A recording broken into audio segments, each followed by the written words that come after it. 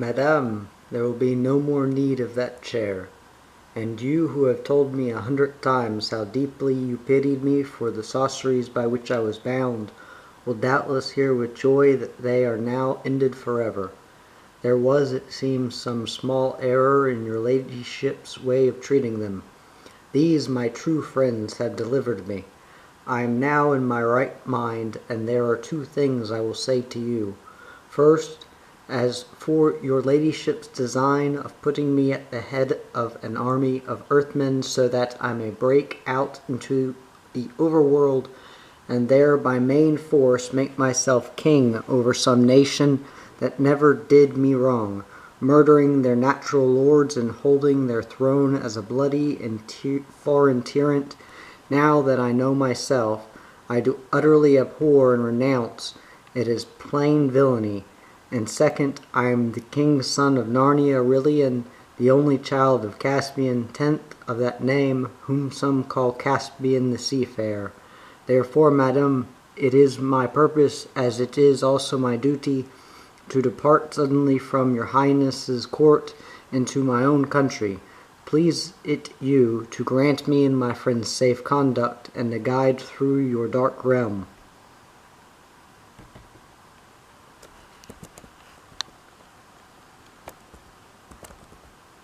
Now the witch said nothing at all, but moved gently across the room, always keeping her face and eyes very steadily towards the prince. When she had come to a little ark set in the wall not far from the fireplace, she opened it, and took out first a handful of a green powder. This she threw on the fire. It did not blaze much, but a very sweet and drowsy smell came from it. And all through the conversation which followed, the smell grew stronger and filled the room, and made it harder to think. Secondly, she took out a musical instrument, rather like a mandolin. She began to play it with her fingers, a steady, monotonous thrumming that you didn't notice after a few minutes, but the less you noticed it, the more it got into your brain and your blood. This also made it hard to think. After she had thrummed for a time, and the sweet smell was now strong, she began speaking in a sweet, quiet voice. "Narnia," she said. "Narnia, I have often heard your lordship utter that name in ravings. Dear prince, you are very sick. There is no land called Narnia." "Yes, there is, though, ma'am," said Puddleglum. "You see, I happen to have lived there all my life." "Indeed," said the witch. "Tell me, I pray you, where that country is." "Up there," said Puddleglum, stoutly pointing overhead. "I don't know exactly where." "How?" said the queen. "What kind, soft, musical laugh?